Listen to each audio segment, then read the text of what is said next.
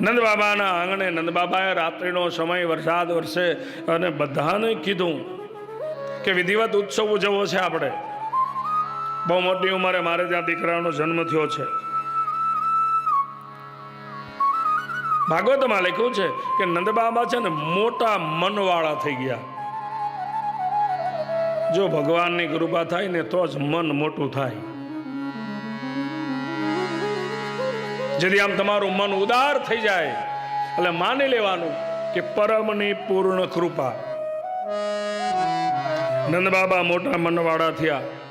આદેશ આપ્યો, બ્રાહ્મણોને બોલાવો. બ્રાહ્મણો આવ્યા. મન મોટું એના ઘણા બધા અર્થો છે. પછી મન મોટું હોય ને એને કોઈ નાનોય ન દેખાય અને કોઈ મોટોય ન દેખાય. એને સબ સરખા દેખાય. આને મોટું મન કહેવાય.